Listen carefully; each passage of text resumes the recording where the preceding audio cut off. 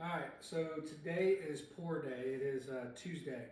So I want to be able to strip and flip these countertops upside down by probably Saturday. So we're going to pour them Tuesday and probably leave them sit for 3 days before we even put them over. So a couple things to point out. You first of all want to be, you want to have a sturdy bench.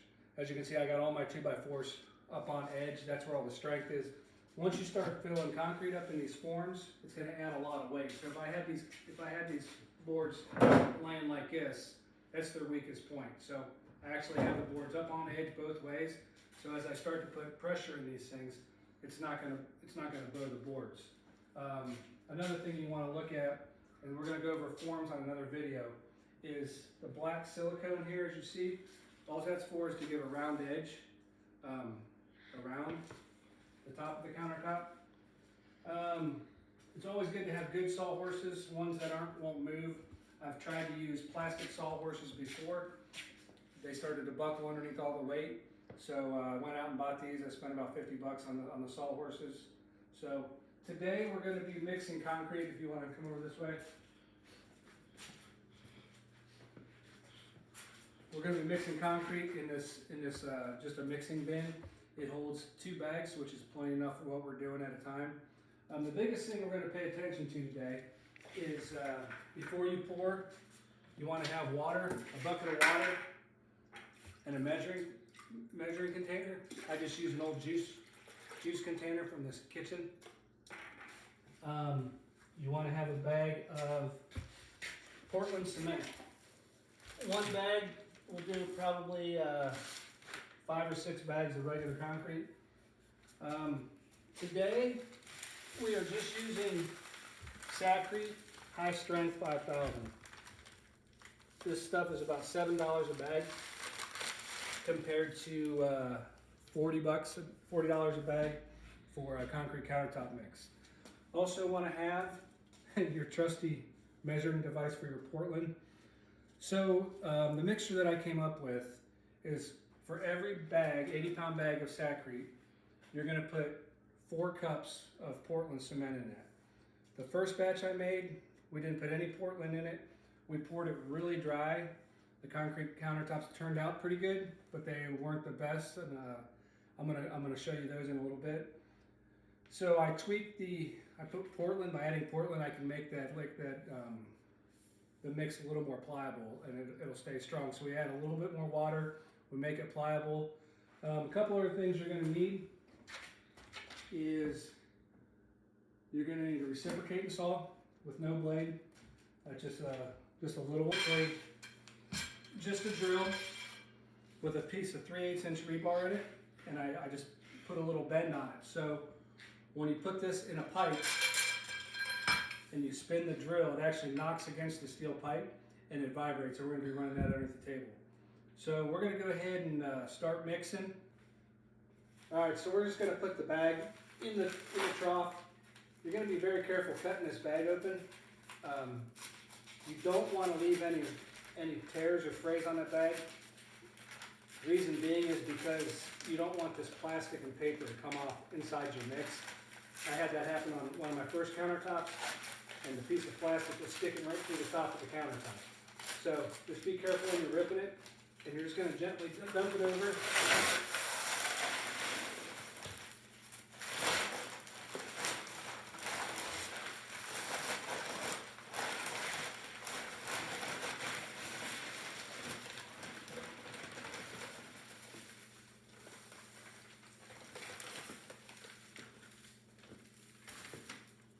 And I should probably go get my mask.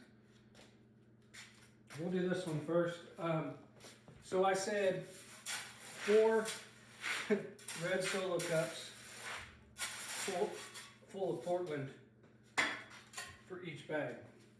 So I always like to spread this Portland out throughout the mix. So there's nothing scientific about this. You can spread it out there.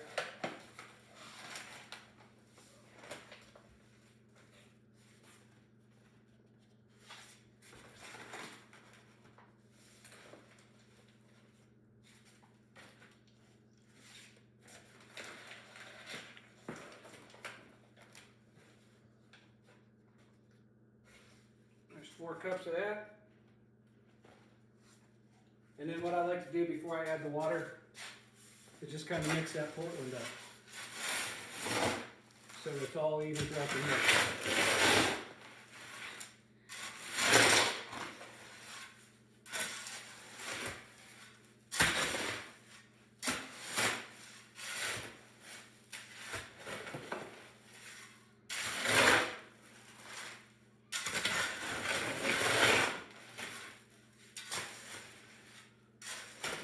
All right, so we got 2 bags in here, 2 80-pound bags of Sakrete, 8 cups, so it's 4 cups per bag of Portland.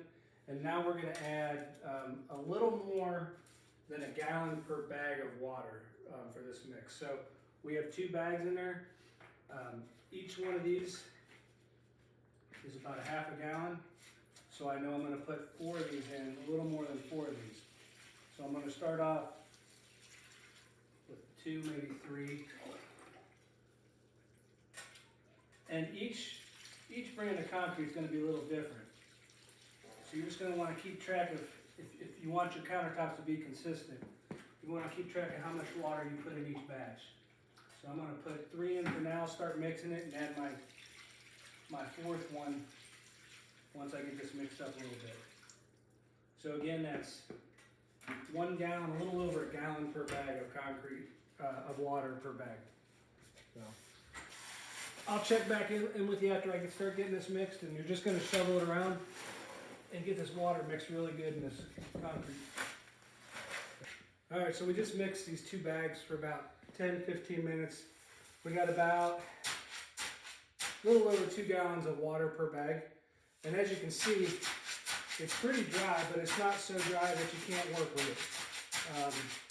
Basically, you just take your shovel and run it up, and you can still smooth it out like that.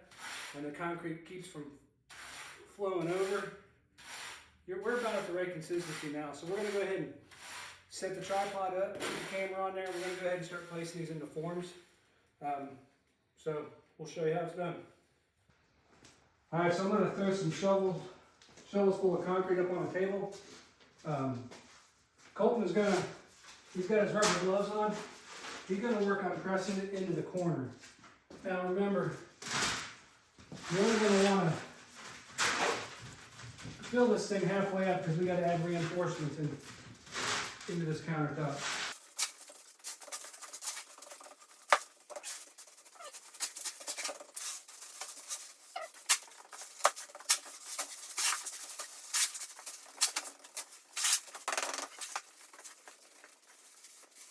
All right, so we just finished putting our bottom half in this form. We used our hands to push it down into the sides, into the corners. So as you can see, a lot of the surface water is starting to come up right now. I don't know if you can see that in the shadows or not. So we're gonna, right now is the time we need to place our reinforcement. So we're gonna go ahead and place that, and then we're gonna go ahead and continue filling the form all the way up to the top.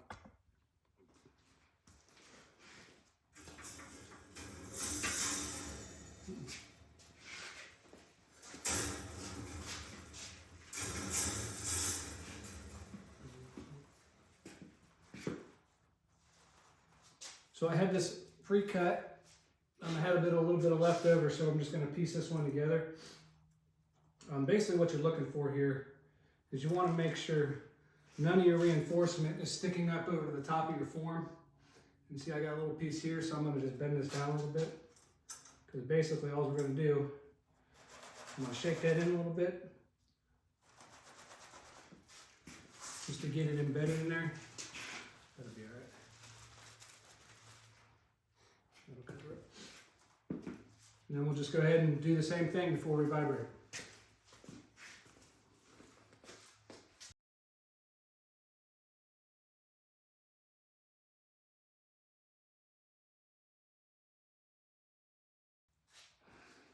All right, so our form's full. Right now we're going to start vibrating or consolidating the sides. Like I said, it's just a pipe with a piece of rebar through it. Colton's going to hold this other end. And basically, bring it this way.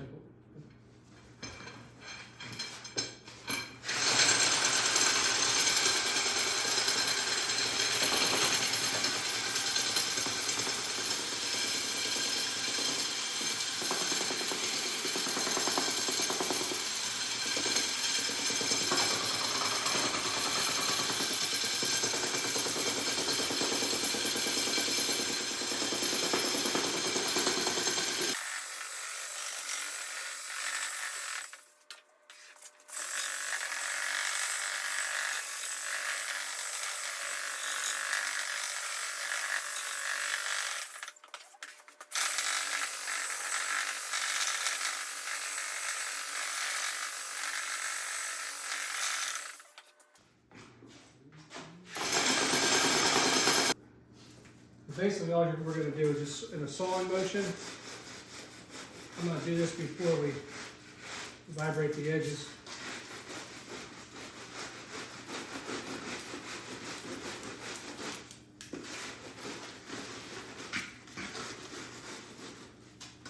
Colton's going to go ahead and get a battery for the sawzall. So if you'll watch, I'll take a video of this as Colton's vibrating the edges. You'll see a surface water start to bubble up right here and air bubbles start to appear. So basically what we're doing is we're knocking those rocks that are up against these forms, and we're knocking those in a little bit, and it's allowing the concrete cream to creep back in those holes and fill those voids. So this helps you to keep your edges nice and clean. So go ahead.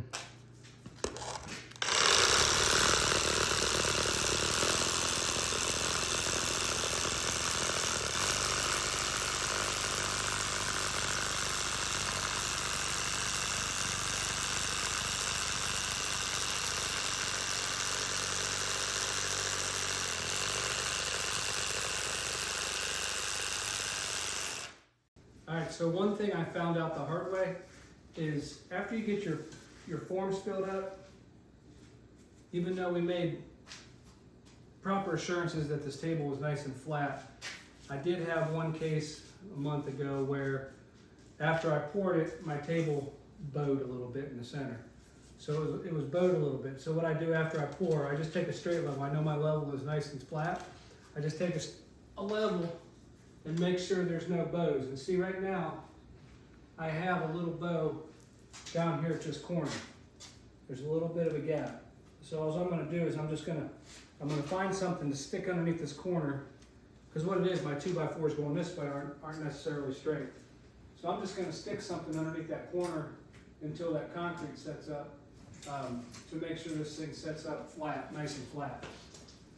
So basically I just raise it up, and just stick something underneath that corner and then check my level. All right, so right now we got one more countertop to pour tonight, and I'm trying to figure out how many bags to put in there, how much concrete I need in this countertop here. So basically what I'm gonna do is I'm gonna measure this. I know it's 31.5 inches by 25.5. This isn't real hard. I downloaded this app on my phone, which it looks like, it's called the feet inch calculator.